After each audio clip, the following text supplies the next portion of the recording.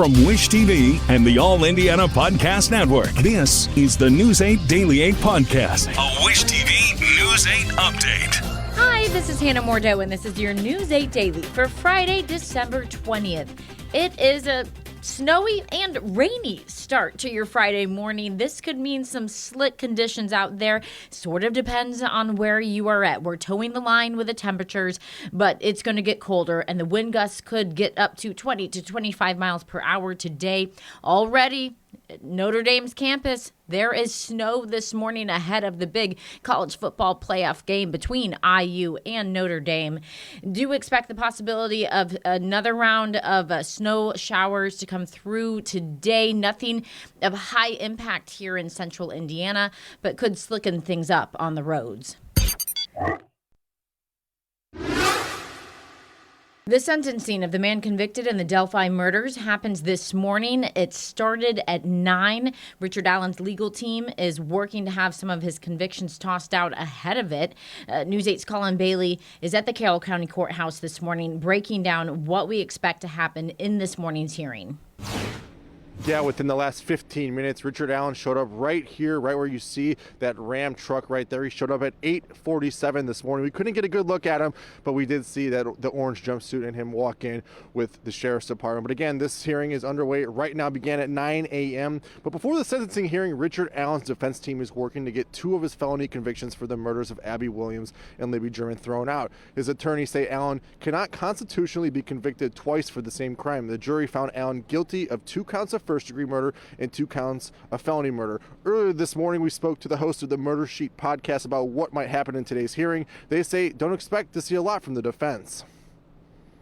Richard Allen's team has signaled through court filings that they do not believe that this is the end of the story, that they believe they have grounds for an appeal and a potential second trial. And so because of that, they instructed Richard Allen not to participate in any of the processes or procedures leading up to this sentencing hearing. And following the sentencing hearing, a gag order will be lifted, and we are scheduled to hear from the families of Abby and Libby for the first time since charges were filed. So again, about 8:47, Richard Allen was dropped off here at the Carroll County Courthouse, and this hearing is just underway right now, started at 9 a.m. We'll have team coverage all day long out here on air and online as well. But for now, outside of the Carroll County Courthouse, I'm Colin Bailey for Wish TV, wishtv.com, or follow us on Facebook for updates. IMPD says a man armed with a machete and a gun is dead after a police shooting on the west side that officers say started with that man shooting a woman. No officers were hurt. News 8's Raina Revel talked to people who live in the neighborhood where the shooting took place. Local residents are expressing their safety concerns in this neighborhood, with a 30-year resident noting unprecedented violence. I was worried about my family. I was worried about my peers. I know everybody in this neighborhood, so I was just concerned about everybody. I was just hoping it wasn't a child. I was hoping it, I didn't know what to think. I was kind of like speechless, but it's nothing new around here either. According to IMPD, officers were dispatched to the scene to investigate a report of a person shot. While canvassing the area for a suspect, police say they encountered a man with a machete and a firearm. Police say at some point, an officer opened fire. While the male suspect was on the ground, he continued to reach towards one of the weapons despite the officer's verbal commands. One officer fired another round. The suspect was transported to a local hospital where he later died. Officers say this is not the first police shooting involving weapons like a machete. I mean, any kind of weapon, edged or otherwise, and you put anyone in danger is just not something we want to see. In this particular case, we had shots fired at an officer. We had a woman shot. We had a firearm pointed at other community members. And then to add to that, we had a machete, which to my understanding had a pretty substantial sized blade on it. For residents like Michelle Clint, she's grateful for the police and plans to check on her neighbors more often. Not every day's promised, guys. Just love each other, forgive each other, keep each other close. We all need each other. We all have a purpose. We all need, God is with us all. That's all I can really say. Put your family and God first. Reporting in Indianapolis, I'm Raina Revel for Wish TV, wishtv.com, or follow us on Facebook for updates.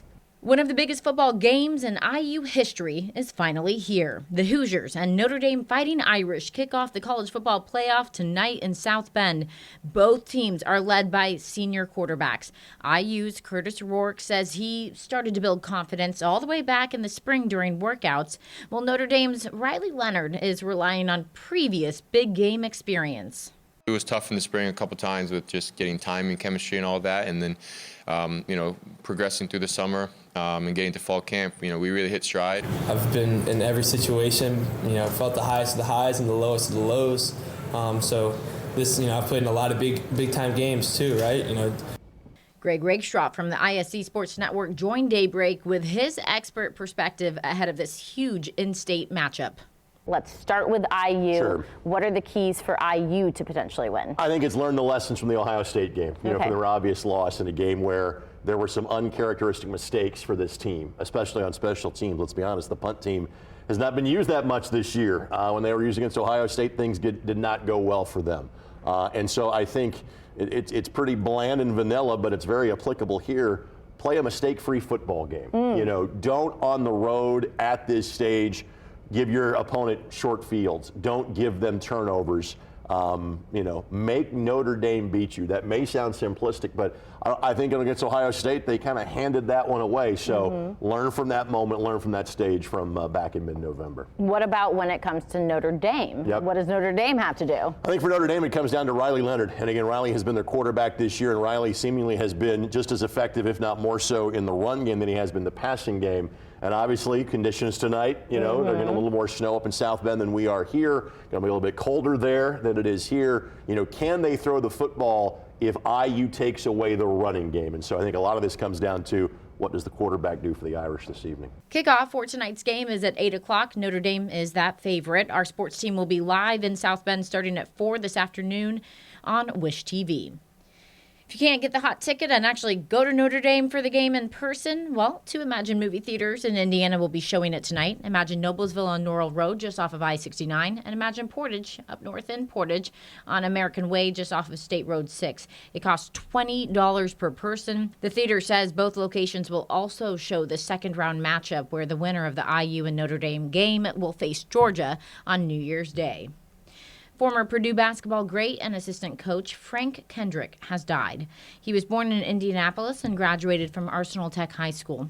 Kendrick played 3 years at Purdue and helped the team win the NIT in 1974. He was a member of the Golden State Warriors NBA championship team the next season, and he later came back to Purdue as a longtime assistant coach to Gene Cady. He was inducted into the Indiana Basketball Hall of Fame in 2002. Frank Kendrick died at 74 years old. The end of today marks the deadline to fund the government and avoid a shutdown. But yesterday, the House rejected a spending plan backed by President-elect Donald Trump. The vote is a setback for Trump, who blasted an earlier bipartisan deal to keep the government open. About 36 Republicans joined House Democrats in opposing this latest measure. If a bill is not passed today, a partial government shutdown will begin at 12:01 a.m. Saturday morning. A 60-year-old man is dead after a semi-fire Thursday morning. It happened near the Greenwood exit of I-65. The Indianapolis Fire Department says the semi hit several interstate signs and part of the guardrail. Then the truck caught fire. IFD says it was very difficult to get water to the fire. They had to haul it in because the crash happened far from any hydrants. It took firefighters about 45 minutes to put out the flames. IFD says it is not clear if the driver had a medical emergency leading to the crash. Your statewide news network covers Vigo County, where the ATF is offering a $10,000 reward for information about a burglary at a gun store in Terre Haute. The break-in happened at the Wabash Valley Armory at around 4:30 yesterday morning. Now, the ATF is looking for 2 cars. You can see their pictures now on Wish TV. A maroon 2007 Chevy Malibu and a gray 2015 Nissan Pathfinder. Investigators did not say how many guns were stolen. If you have information or see the cars, you're asked to contact the ATF at 1-888-ATF-TIPS. A task force that works to get guns off the street is celebrating what it says are its successes in the last year.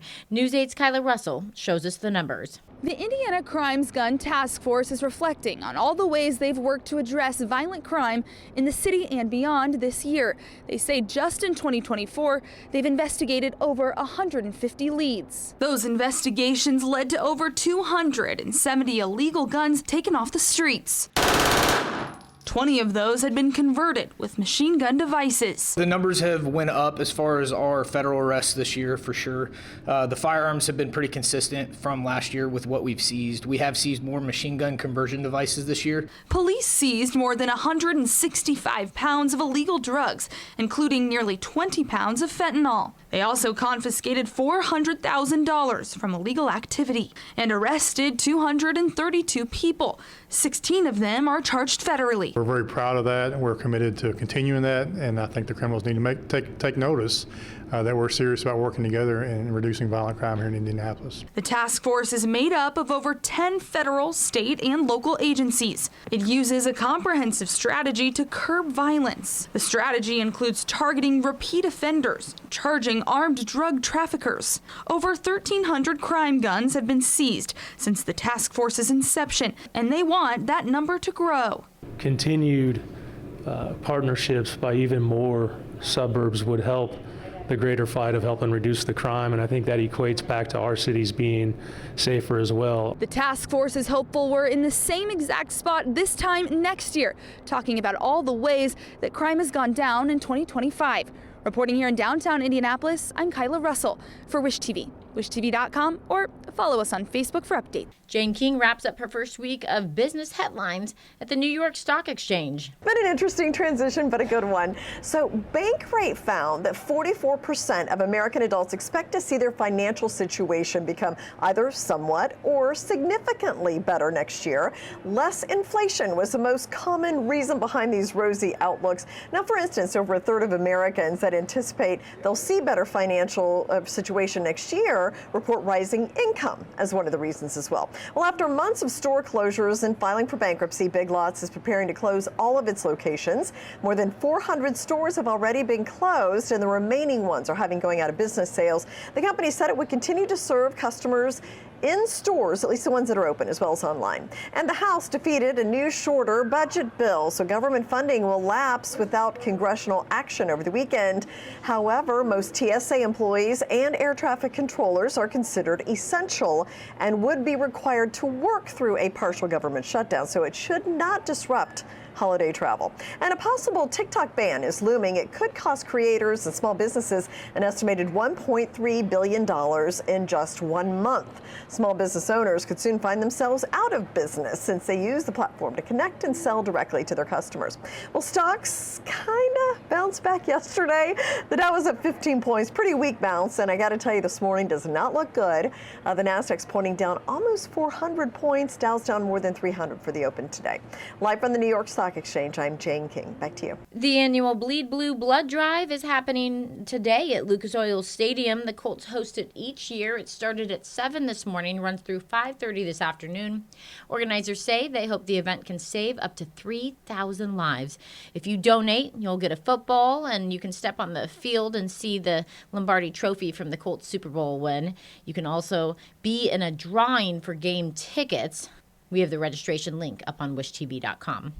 Indy Humane is looking for people to foster pets over the holidays. The shelter says you can take an animal home for 2 days over Christmas Eve and Christmas, or New Year's Eve and New Year's Day. You can also foster a pet for 2 weeks from December 23rd to January 4th. Indy Humane says it will provide you with everything you need to take care of the pets. You can sign up now online. This has been your News 8 Daily from Wish TV. I'm Hannah Mordeau. Watch us on wishtv.com and follow us on Facebook for updates.